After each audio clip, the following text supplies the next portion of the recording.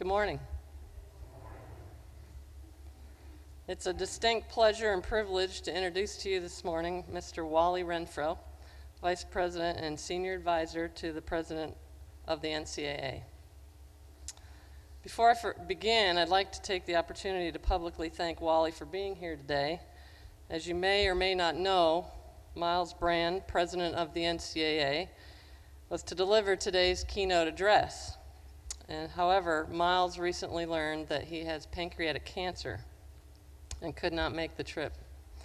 So Wally is graciously standing in, and we're grateful to you, Wally, for doing so. I was asked on behalf of Washington and Lee to pause for a moment for us to offer our thoughts and prayers to Miles for his recovery to full health as he deals with this difficult situation. So would you please join me in a moment of quiet reflection in honor of Miles Brand.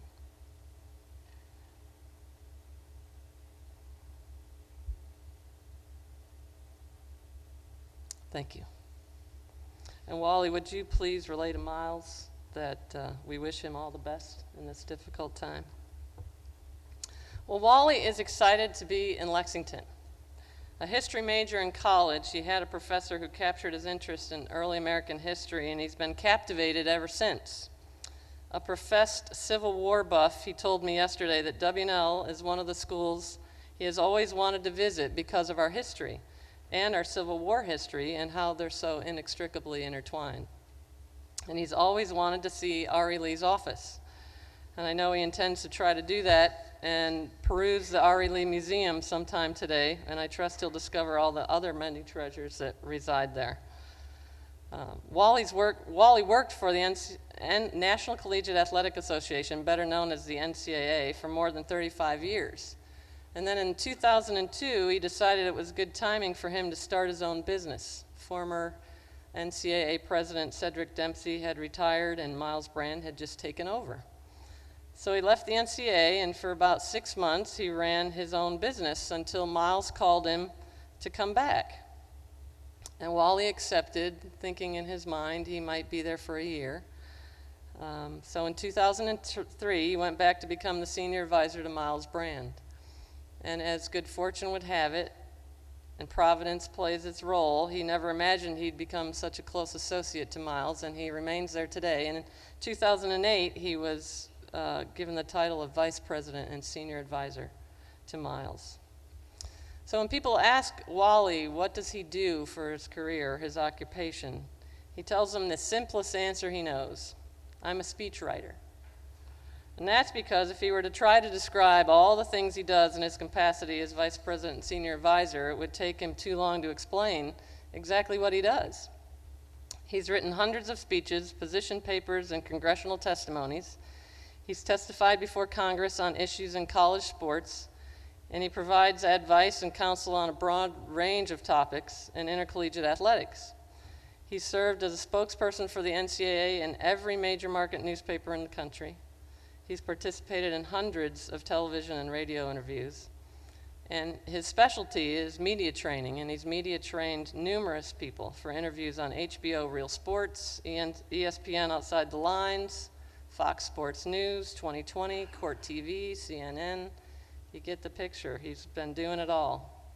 He's written numerous op-ed pieces and columns that have been published in USA Today, the New York Times, the Washington Post, the Los Angeles Times, and the Atlanta Journal-Constitution, just to name a few.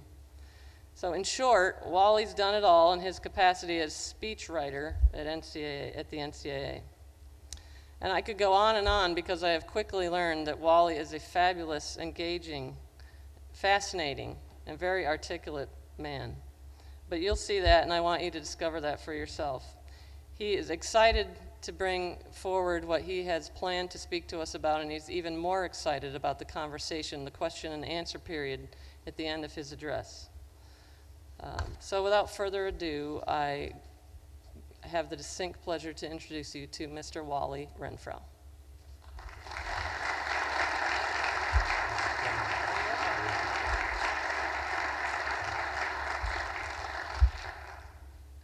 Good morning. How are you all doing? I'm guessing that you're going to be able to hear me. It is a distinct pleasure for me to be here today. Jan, thank you so much for those very kind remarks. It goes without saying that President Brand regrets the fact that he cannot be here today, and his medical circumstances are a significant challenge, and I will pass along to him your thoughts and prayers for him. On a personal note, this is an enormous honor for me. I'll be honest with you. I just can't believe I'm here. This is just a fantastic place. I went out this morning for an early morning walk, discovered that I was one of 4 people traversing the campus. That was it. And I'm looking forward to the opportunity to look a little bit more. My job today is to share with you what I know would be Miles' thoughts on the very interesting questions that you pose in this symposium. Is there honorable competition in intercollegiate athletics? This is exactly the setting and the type of discussion that President Brand, who's been a philosophy professor for more than 40 years, just cherishes. So let's see if we can explore the role of athletics in the higher education setting and try to determine on balance whether there is honor in the enterprise. Sports is one of the great phenomena of human life. From the ancient Greeks forward, we have celebrated the pursuit of athletics excellence. One of the oldest traditions of human experience is the quadrennial trial in sport, what has come to be known as the Olympics. Our language is filled with metaphors from sports, and we engage each other, even as strangers, with commentary on the latest story from the world of athletics. Many of us find sports to be uplifting. It's a detraction from either the tedium or the tension of ordinary life. Chief Justice Earl Warren noted, like you, that he always turned to the sports pages of the newspaper first, which he said records people's accomplishments. The front page, he declared, has nothing but man's failures. Not everyone loves sports. Some are highly suspicious of its use to detract from the more weighty issues and moral dilemmas of the human condition. The American philosopher H.L. Mencken observed, "I hate sports as rabidly as the person who loves sports hates common sense." Not all those who have an affinity for sports can participate as athletes, of course, and indeed relatively few can. And this suggests, in fact, we know that sports can also be highly entertaining to those who are spectators. In fact, it's estimated that globally more than $400 billion annually are spent on the funding, participation, televising, and watching of sports. Professional sports have become an entertainment industry that challenges music, motion pictures, and television for the spending of discretionary income. It should not go unnoted that China used the 2 weeks of the Olympics last August to present itself on a world stage as a nation on the rise. And in the United States, college sports occupy a unique position in the American culture. This is the only country on earth that combines athletics with education as we do here. And we have been doing so for more than a century and a half. Intercollegiate athletics is embedded in the fabric of American higher education. The draw of athletics for students and alumni, for campus and community, is powerful. College sports pulls us, as the blues singer Bonnie Raitt sings, like the moon pulls on the tide. But the first critical question for us today is why? On the surface, college sports appears to be and is often criticized as being counterintuitive to the pursuit of intellectual excellence. What is the explanation for the coexistence of a pursuit of how alongside the pursuit of what? How has an enterprise that celebrates the perfection of brawn found a home among institutions that celebrate the perfection of the brain? In short, what is the justification for the existence of sports on a college campus? Well, I believe the answer is fairly straightforward. there is educational value in athletics participation. That's it. There is value to participation in college sports. As Miles Brand likes to say, if you think that higher education is only about going to the library, the lecture hall, and the laboratory, you don't know the first thing about the collegiate experience. The campus is also where lifelong values are established. Values such as self-discipline and self-sacrifice, teamwork and hard work, learning how to lead and how to follow, the cathartic advantage of resilience and persistence in the face of defeat and obstacle. These characteristics are important and necessary to the making of good citizens, of strong family members, and of a happy existence. And while athletics isn't the only place on campus where these values can be acquired, it is one of the best. Not only do those who participate in college sports understand and internalize these values, but they model these characteristics for those of us who only watch and cheer. This is the reason that college sports has become part of the American higher education experience for millions of students and for more than 150 years, since Harvard first met Yale in a rowing regatta in 1852. There is educational value in athletics participation. But the second important question for us to consider, indeed the critical question for this gathering today, is whether the pursuit of athletics excellence in higher education is an honorable pursuit. Are we living up to the justification for why colleges and universities should support intercollegiate athletics? Are we what we say we are? Or as Socrates would observe, the shortest and surest way to live with honor in the world is to be in reality what we appear to be. That must be what Robert E. Lee had in mind when he installed the honor system at Washington College. He understood that the real dishonor is not in that we are caught in violation of a promise to be what we say we are, but that we know our promise rings hollow. Science fiction writer Lois McMaster's Bugeaud notes that reputation is what other people know about you. Honor is what you know about yourself. So what will be our test of honor in athletics? Like Diogenes in search of one honest man, are we doomed to wander the plains of intercollegiate athletics, cynically dismissing the whole because we cannot find perfection? We know that perfection is a poor metric to assess the virtues of the human condition. Intercollegiate athletics is not perfect. There are flaws among those who engage in college sports, as well as flaws in construction of the endeavor itself. I would offer today the argument that we must examine the enterprise of college sports against what we say recommend it and discover whether on balance and within the constraints of human imperfection, we make an honest effort to strive for honorable behavior, or whether we only pretend to behaviors in order to deceive both our reputations and ourselves.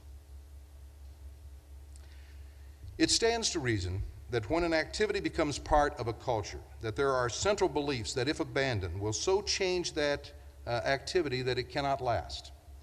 These are an organization's first principles. In the case of intercollegiate athletics, there are two such fundamental principles.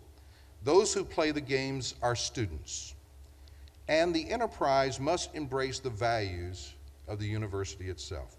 Maintain these two principles, and intercollegiate athletics brings enormous value to the educational experience. Take either of these away, and it becomes impossible to build a case for why college sports should be so much a part of the college community. College athletes must be students, and as much as possible, they must be regular students. They must be regular students in the same way that talented musicians are regular students, or in the way that exceptional young mathematicians are regular students. Now, they aren't fully regular students, of course, because they have skills and talents that set them apart, and they have obligations that take a good part of their time, but they are students. And for those who compete in intercollegiate athletics, we call them student athletes. Now, to be honest, the term student athlete was the invention of the first president of the NCAA, Walter Byers, who used the term to mollify the media and others when some college athletes began to receive grants and aid to participate in sports. The practice just seemed to run contrary to the ideal of amateurism. If amateur athletes received grants to play sports, how could they be amateurs? The fact is that student athletes do not play sports as a way to make a living. Sports is not their profession. Providing a grant in aid in Divisions 1 and 2 is not the same as putting student athletes on the payroll, and it makes them no less students than those in Division 3, where financial aid is limited to family needs and academic merit. The origin of the term student athlete may be less than altruistic, but it is the right term. College athletes are students, and as such, their primary goal should be acquiring an education. There is a generally accepted but largely erroneous perception in the public, however, that most don't. The idea that student athletes come to college less well prepared, perform less successfully, and graduate at significantly lower rates is fed by a media that focuses on the exception rather than the rule, and on high-profile sports at high-profile Division I universities rather than on the broad spectrum. Not all student athletes do well, and even as well as they should. As Miles Brand often notes, this is not Lake Wobegon. Not everyone is above average. But here are some important facts that show student athletes are succeeding academically. The general student body, the general campus population of students at Division I institutions graduated last year at a rate of 62%. Talking about on average across all institutions in America. That's up about 9 percentage points since 1990, which is the first year that the U.S. Department of Education began requiring that graduation rates be reported to the public.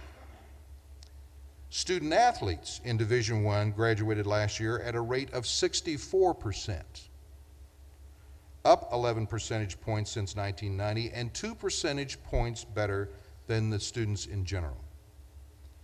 In Division I, male students in the general student body graduated last year at a rate of 59%, general student body, 59%, African American males at 38%.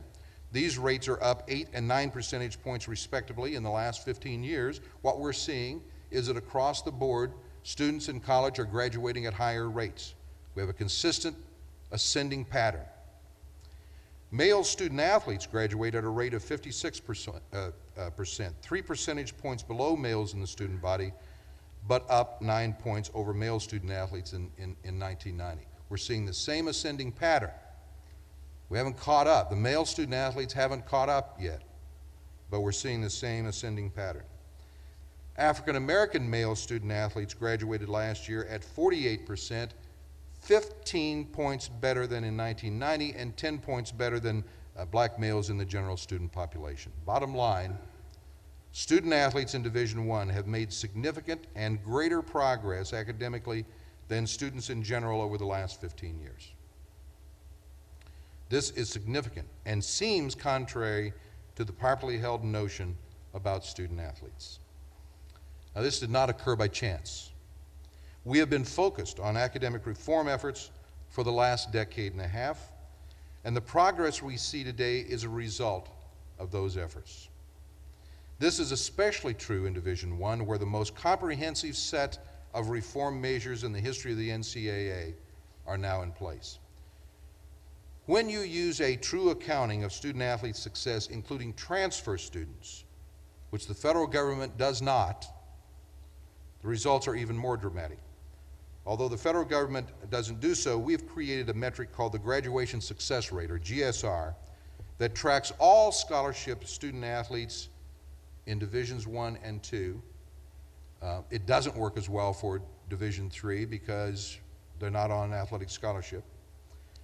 And we do this including transfers, and the result is that student athletes graduated at a 79% rate. Nearly 8 out of 10 student athletes earned their degrees. 2 years ago, we released preliminary results from 2 new surveys.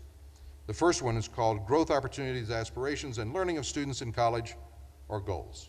GOALS is the part you need to remember. We looked at some 20,000 current student athletes from all three divisions and across all sports.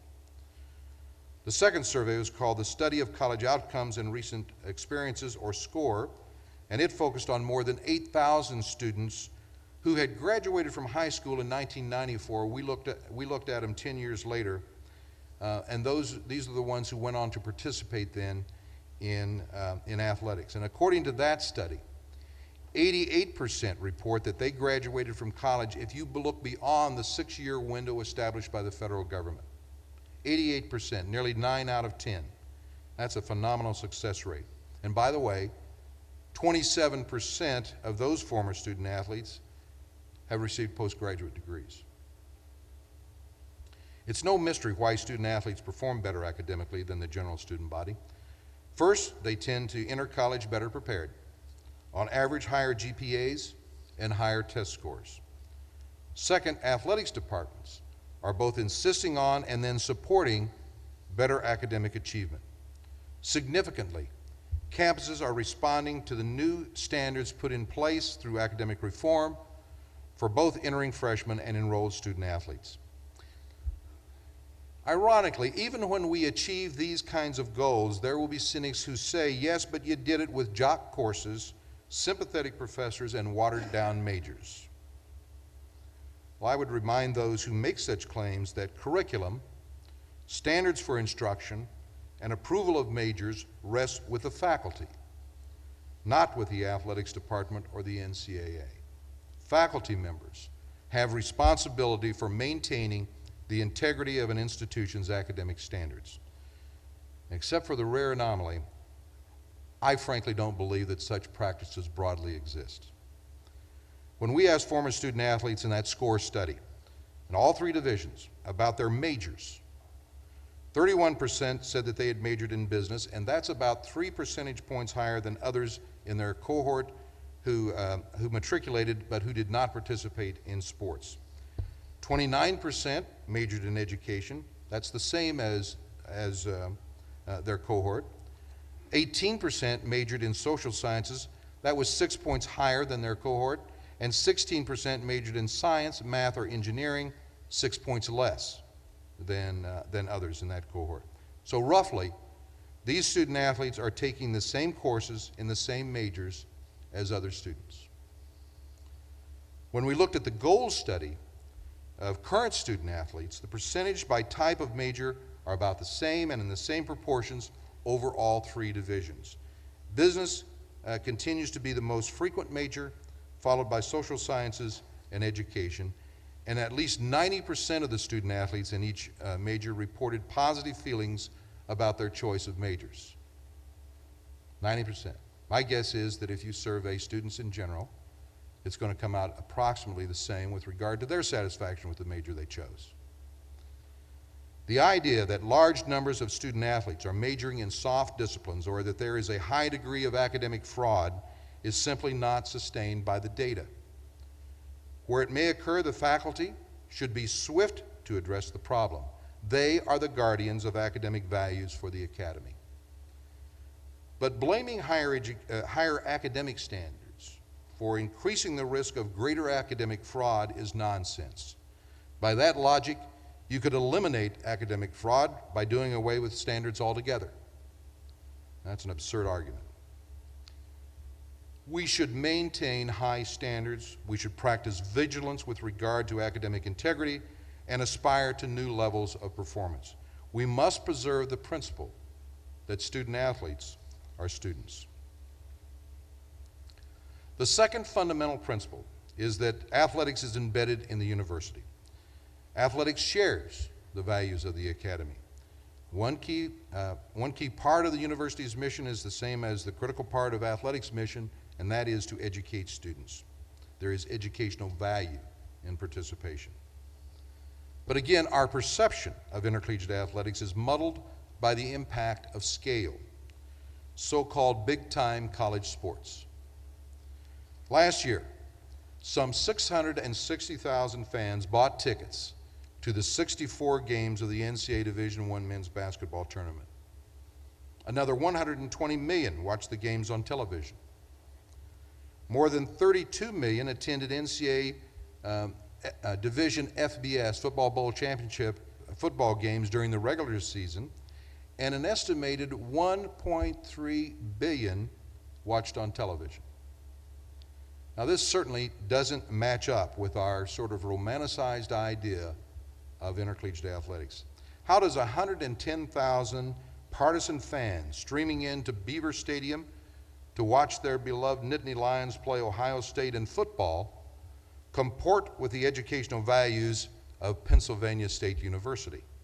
It looks and feels more like big-time sports entertainment than the collegiate model of athletics. But it isn't. The modern American college or university, especially large state universities, but private ones as well, are complex institutions. In many cases, the state flagship universities are among the largest employers in the state, encompass more than half of the population of their community, and operate on budgets that can surpass $3 to $4 billion annually. That is a scale of higher education that the media and the public are likely surprised by as well. Despite the hype that television provides, college sports, even big-time college sports, is a small part of a university's total operation budget. Ohio State reported athletics revenues of $110 million last year. First time any school has hit that mark with its athletics program, and it's a big number. But those revenues, $110 million, would keep the doors at Ohio State open fewer than 10 days. On average, athletics in Division I represent 3 to 4% of a university's total operating budget. Now, this is a very different experience from that of Washington and Lee, or most institutions with athletics programs. This is a scale of athletics that makes most of the news and forms most of the impressions about college sports. It isn't typical, but it is a powerful image.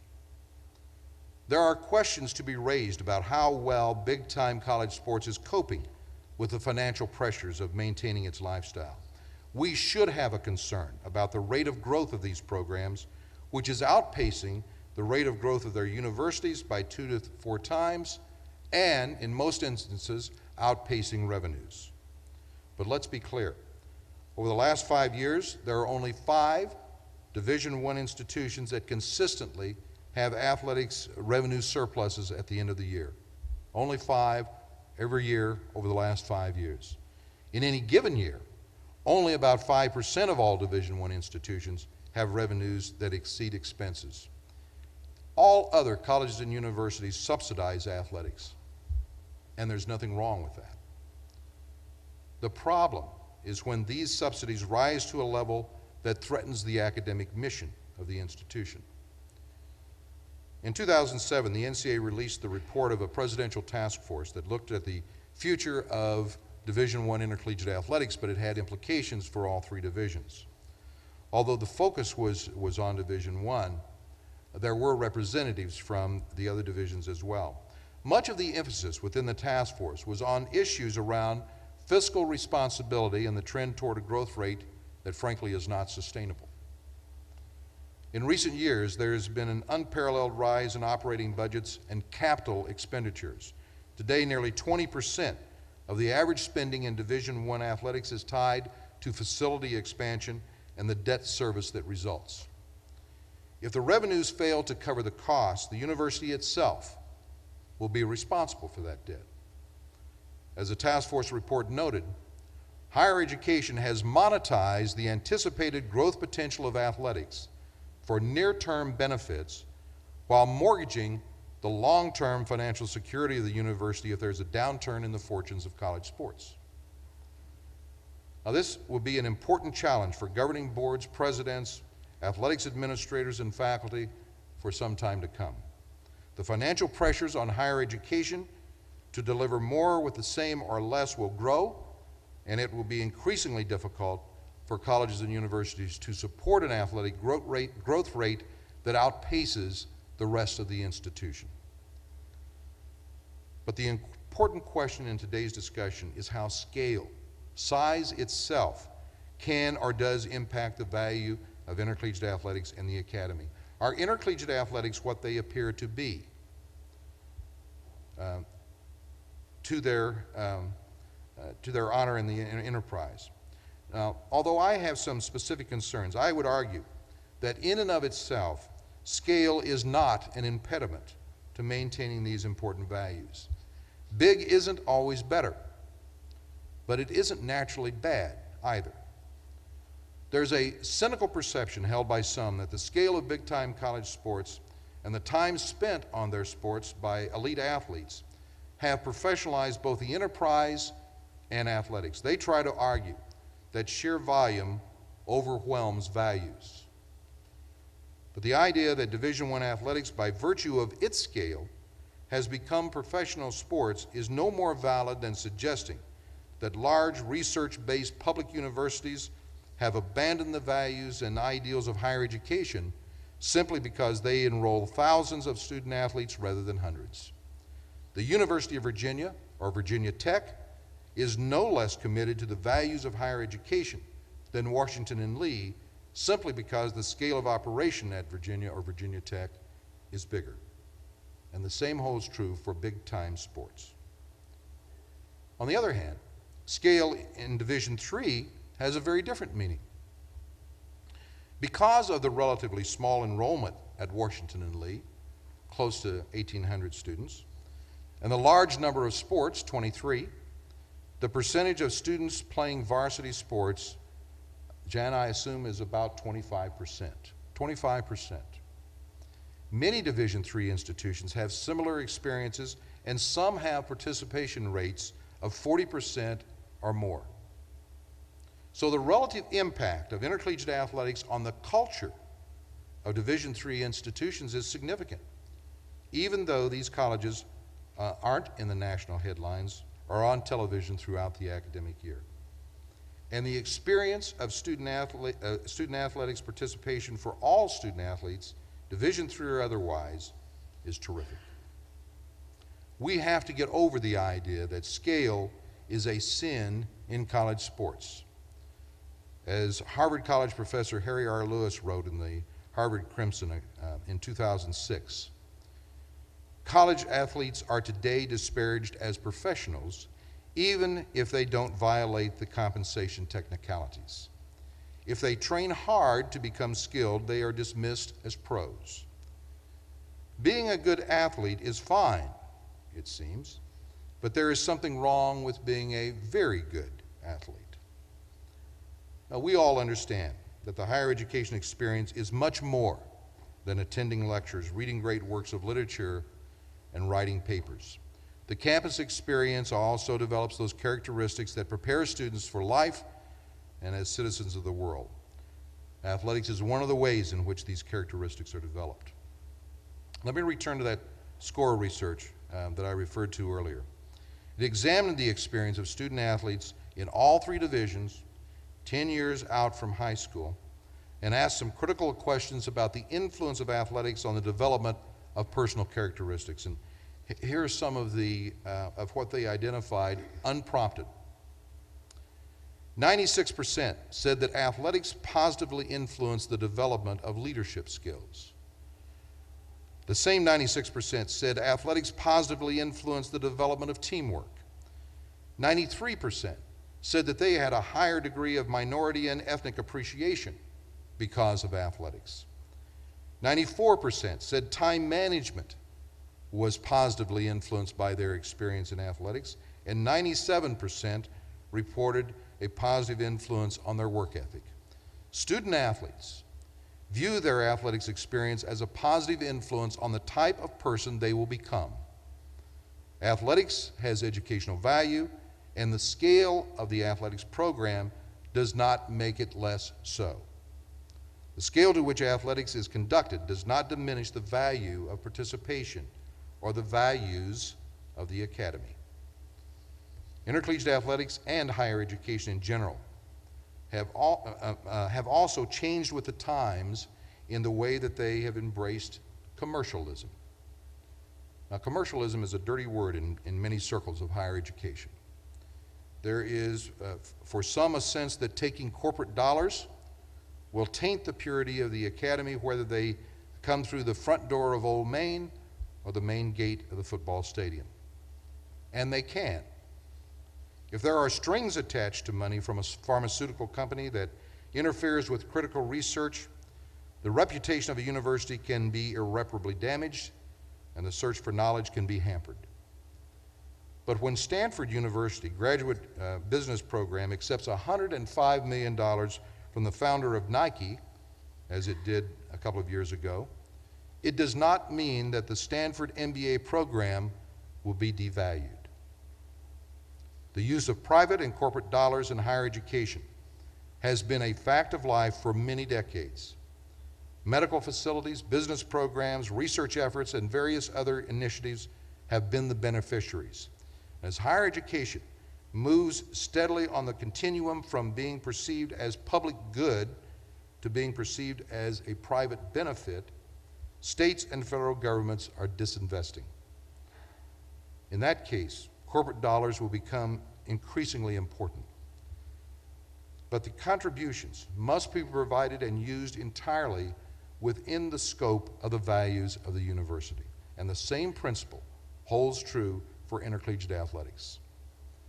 College sports has and must continue to look for revenues in order to meet participation expectations and not burden the academic mission of the university. And we should not so romanticize college sports that we deny it the revenues that are already helping the rest of the university reach its mission. Engaging corporate America and the private sector in the 21st century reality, and our issue should be how best to do so within our value system. The concept becomes particularly difficult when we juxtapose the reality of what it costs to provide participation opportunities for student athletes against our rigidly held but often misunderstood concept of amateurism. Is it honorable to have commercialized activity to underwrite the cost of student athletes, while student athletes are held to a standard of play without pay? Now, America inherited the concept of amateurism from England, but never embraced it in the same way as a class distinction. What worked to set intercollegiate athletics apart at Oxford and Cambridge from professional sports, that the amateur was of a social class that could afford both the time and expense of sport without compensation or reimbursement, frankly has never worked as well in the egalitarian culture of America's institutions of higher education. The American version of amateurism that developed as athletics increasingly became a part of the student experience on campus across the country was not a way to keep social classes apart. Instead, it was a commitment to the avocational approach to athletics in the university environment as opposed to the vocational approach in professional sports. Two distinctly different models. And as would become apparent with the founding of the NCAA in 1906, amateurism was the chief mechanism for differentiating between the two models. So while the impact of commercial activity and the interests of commercial entities have been present from the beginning, and indeed have helped salve the irritation of faculty and others that athletics financially distracts from the educational mission of the academy, the scale and scope of such activities have never made for a comfortable seat where the two notions can rest side by side. As both practical and imperative as commercial support has been to the creation, rise, and expansion of intercollegiate athletics, it has burdened the conscience of all who assume that amateurism must first and always be set apart from concerns about money. It is helpful, therefore, to recall that the NCAA's long ago adopted principle of amateurism as it relates to intercollegiate athletics has almost nothing to say about compensation and everything to say about motivation. The principle of amateurism, memorialized in the association's constitution, declares that, quote, participation should be motivated primarily by education and by the physical, mental, and social benefits to be derived. Student participation, it says, is an avocation and they should be protected from the commercial and professional interest, end quote. Clearly, the student athlete and the student athlete alone is the object of amateurism in the American sense of the term as applied to college sports. Attempting to analyze the merits or the abominations of commercial activity in the context of college sports has become so burdened by our romantic yearning for a mythical era of amateurism, and as it is often put, all that goes with it, that a fair accounting of its impact and potential limitations cannot be achieved in an emotionally neutral environment. It can be argued that commercialism for the purpose of generating the revenues that supports intercollegiate athletics is no more incompatible with amateurism than the acquiring and selling of church lands are to the purpose of religion. The goal is to monetize the assets of an enterprise, the entertaining features of sports in the case of intercollegiate athletics, to support and expand to as many as possible the inherent values of the enterprise itself. The principle of amateurism as applied to the student athlete should stand apart from the consideration of how commercial activity in college sports is governed. Finally, we must also guard against being overwhelmed by changing times. In recent years, much has been written with regard to the rapidly rising compensation packages of a few high-profile coaches, and it's a legitimate concern. The rapid and seemingly unconstrained escalation of compensation for coaches and others has contributed for most observers to their discomfort with the relationship between the amateur status of student athletes and the professional status of coaches and all others. The better context for consideration of just how large compensation packages should become, however, is the disconnect such packages represent from the practices of compensation for others employed within higher education, and the failure by many to appreciate or even recognize educational values imparted through participation in college sports. There may be, and in fact I would argue there are, other good reasons to challenge the level to which compensation packages for head coaches in football and men's basketball have risen. The most used and most obvious argument for such packages, which usually include salary, product endorsements, summer camps, television shows, and speaking engagements, is that they are driven by the marketplace. And in the case of football, certainly, the market has come to include NFL coaches. We see coaches move back and forth from NFL to college and back. Expanding the market for college coaches to include the pricing standard for NFL coaches produces a tension between the purpose-driven, not-for-profit status of higher education and the way in which it then engages a broad free market community.